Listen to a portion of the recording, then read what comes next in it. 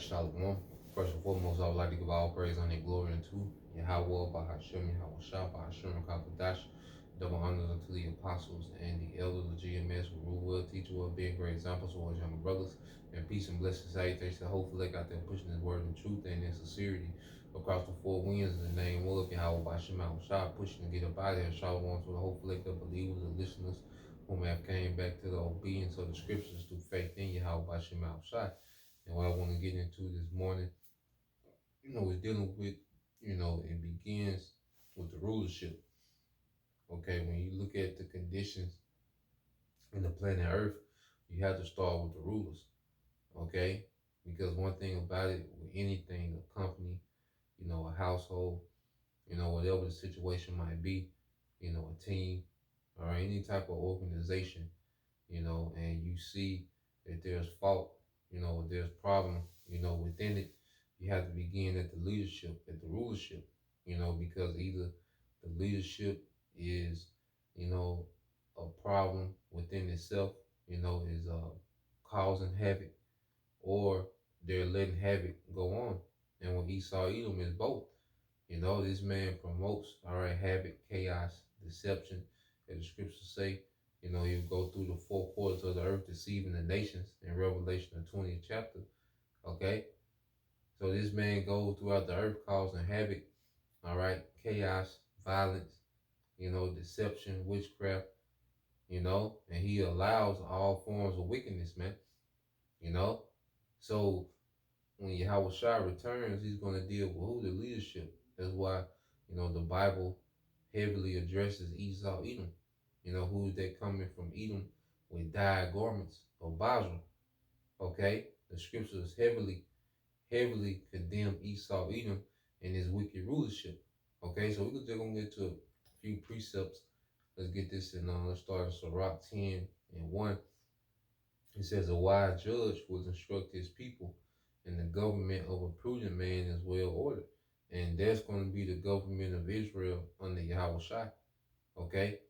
And the earth, all right, is going to, all right, be turned back to righteousness under their righteous government. This is what we're being groomed to be a part of. All right, this prudent government under Yahweh Shai. Lord, will we of that number? This is why we've been awakened as Israelite men. This is why we've been awakened. Oh, okay? To be a part, to be joint heirs with Yahweh Shai and establishing righteousness back on earth. Okay? We're not just being joint heirs with Yahweh Shai for our sake. No, it's for the sake of beginning with Israel, beginning with the elect. Okay? And then the earth, man. Okay? Because Esau, Edom, had just wreaked havoc in the earth. And you keep reading, it says, as the judge of the people is himself, so are his officers. And what manner the ruler of the city is, such are all they that dwell therein. And we can see what type of manner, all right, of people, okay, that rule the earth by looking at the conditions of the planet earth. Looking at the mindset of the planet earth. These are wicked rulers, man. Okay? You look at people in society, everybody, is trying to get over. Everything is a scam, everything is a scheme. Okay? No type of lewdness is off the map, is off the table. Everybody, into all these, perversions, and witchcraft is popular, and self-worship. That's because those are characteristics of the leaders, man. Everyone thinks they're some type of God and self-made, and no fear of the Lord. All that because of the rulers move like that, man. Okay?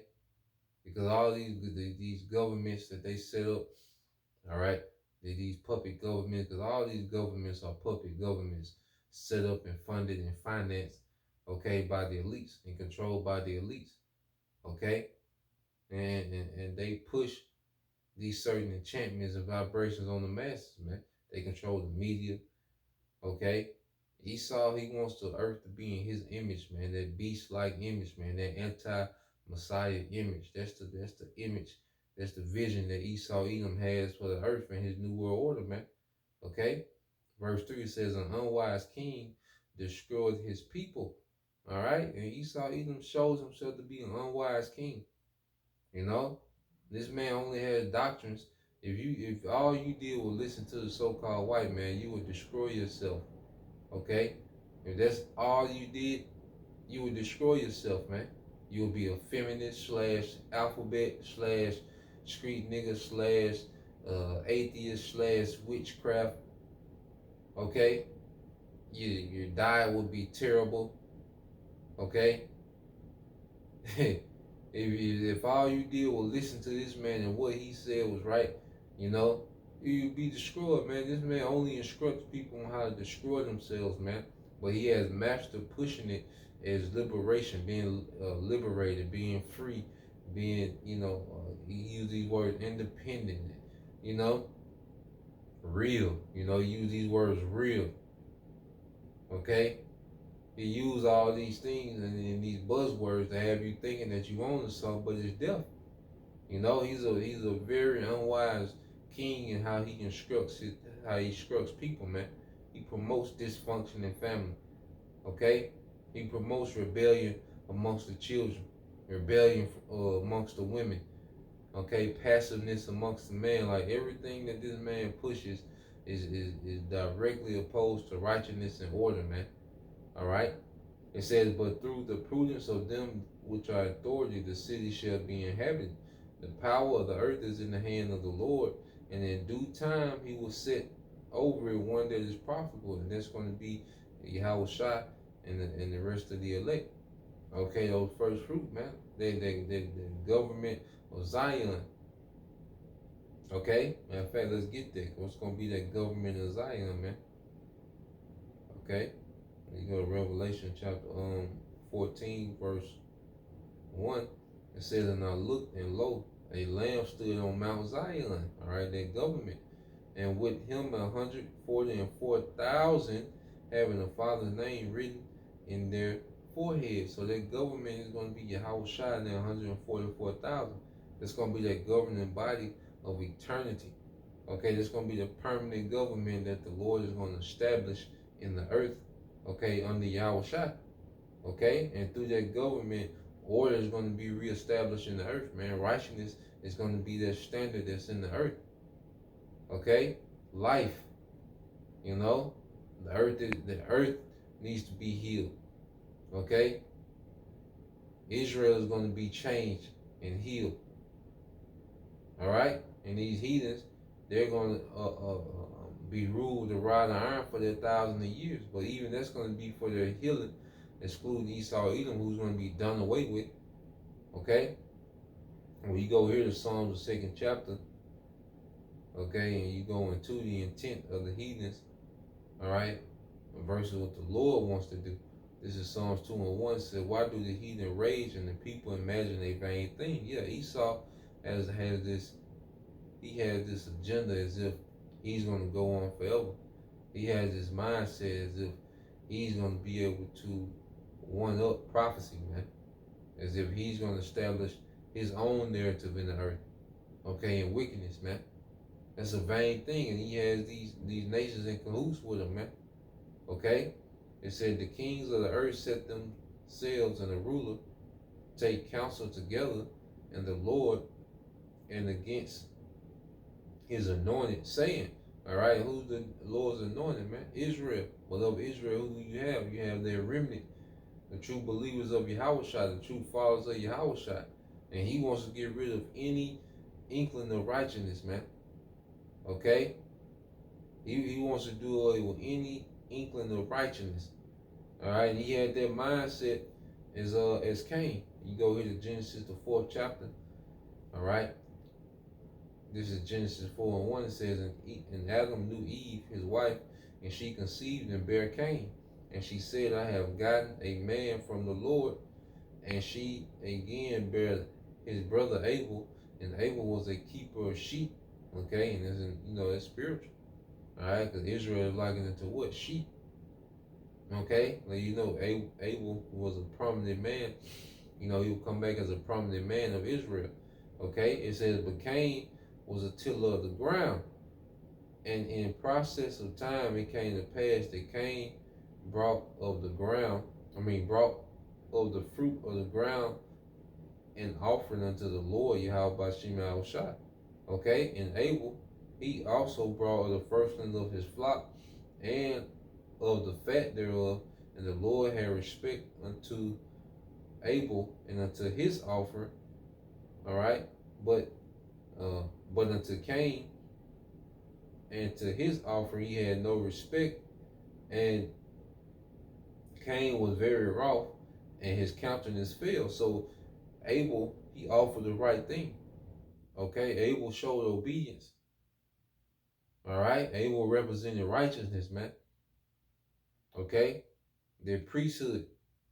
You see, Adam, okay, was the first priest, because how did they know what to offer to the Lord?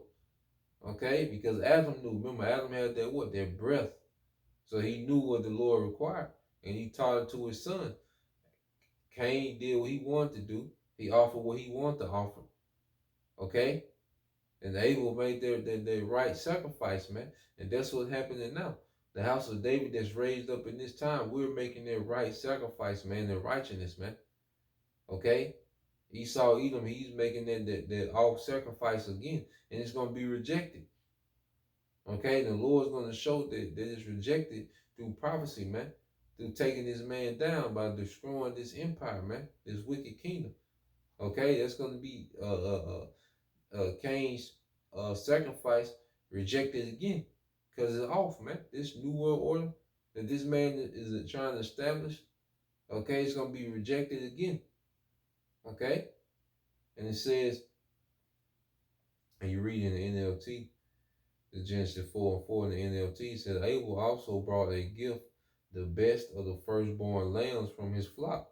All right, and it's spiritual as well. You know, who's that? That firstborn lamb, Yahweh. Okay, it says the Lord accepted Abel and his gift, and he did not accept, but he did not accept the gift. He did not accept Cain and his gift.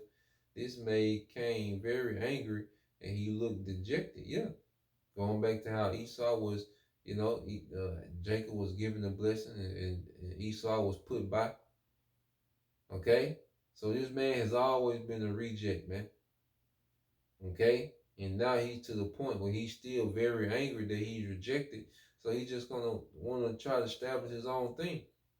Okay, and it says, if thou do as well, um, so this is all right, the Lord speaking to Cain, all right, through an angel. It says, if thou do as well, shalt thou not be accepted? And if thou doest not well, sin lieth at the door, and unto thee shall be his desire, and thou shalt rule over him. Okay? So, this is what we see now. That Esau had the chance to do well, but he didn't. He won't. So he's rejected again. Okay? And if he done, he said if he didn't do well, sin will be at his door. Now he's known as what? The man of sin. Okay, and eventually he will have, rulership over the righteous lineage. Okay, but it was only going to be temporary, man. All right, and it said verse 8, and Cain talked with Abel his brother, and it came to pass when they were in the field, that Cain rose up against Abel his brother and slew him. Okay, and this was Cain attempting to eradicate righteousness out the earth, man. Okay, just as we're reading in the book of Psalms, all right, how the kings set themselves together against the Lord's anointed. Well, this is what Cain was doing. He had set himself against the Lord's anointed, man, which was Abel at the time. Okay, their righteous lineage. Okay, because through Abel, when Abel was put to death, you had Seth. Okay, pretty much their replacement, their continuation of their righteous lineage. Okay, and through Seth, okay, you go down to Enoch. Okay, then you have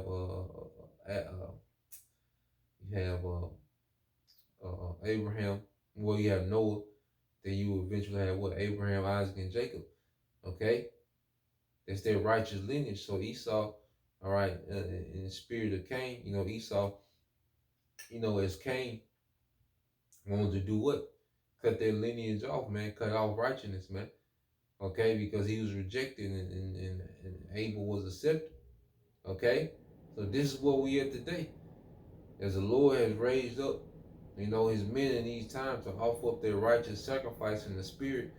Hey, Esau has a major problem with it, man. Okay? So now we in the same scenario. Let's get that in Revelation. We in the same situation with the devil, man. Alright? Let's get that in Revelation 12. Alright. And 17. In Revelation 12 and 17 it says, and the dragon was wroth with the woman and went to make war with the remnant. Alright, and the dragon is Esau Edom. Okay, that serpent in the garden is now a dragon. Okay, with 7 heads and 10 horns. Okay? This dragon, man, pagan Rome revived. There's America, NATO, and the EU. Okay? It says, and the dragon was wroth with the woman, and the woman is Israel, and went to make war with the remnant of her seed. Alright? Which keep the commandments of the Most High. Like Abel, he kept the commandments of the Most High through offering the right sacrifice. Okay? Which kept the commandments of the Most High and has the testimony of Yahweh Shah HaMashiach. Okay? And Esau wants to get rid of that testimony out of the earth. Okay? He wants to be God. He wants to rule as if he is. Okay? But the Lord's not going to allow him to establish himself like that, man. Okay? He's not going to be able to perform his enterprise. Alright? So we see the same thing playing out, just on a much larger scale. Okay? What happened between Cain and Abel is now being played out between two nations. Okay? So going back, it says Psalm 2 and 3, it said, let us break their bands, alright, asunder, and cast away their cords from us. Okay, and you read verse 3 in the NLT, Psalms 2 and 3 say, let us break their chains, they cry, and free ourselves from slavery to the Most High. And this is how Esau looks at righteousness and slavery. Okay, this is why he always promotes, liberation. When he speaks about liberation, he's speaking about liberation from righteousness, man. You don't have to be in order. Feminist was all about liberating women from righteousness, man, from order. Okay? These cultures of the West, the alphabet community, it's a liberation, all right, from order. Okay? It's a liberation from the righteousness of Yahweh Shema Shai. Okay? You look at all these cultures of America and in the West is based on being liberated to do wickedness, man. It is full compassion. Okay? And it says, verse 4, it says, he that sitteth in the heavens shall laugh, the Lord shall have them in derision. Then shall he speak unto them in his wrath, and vex them in his sore displeasure. Okay? And that's going to be through war, and it's going to be the return of Yahweh Shai, who's coming to wage war in righteousness, man. That's going to be the Lord showing his displeasure for Esau's intentions and wicked, ideas, okay, and his wicked enterprise that he's establishing to set up. When he sends back Yahweh Shai, that's why Yahweh Shai say he's coming in the glory of his Father, himself, and his holy angel. Okay? That's why he say he tread the winepress with the wrath of God Almighty. Okay, Revelation 19. Okay, Yahweh Shai is coming to deal with this man with the heavy portion of the Lord's anger upon him, man. Okay? Verse 6, yet have I set my king upon my holy hill of Zion.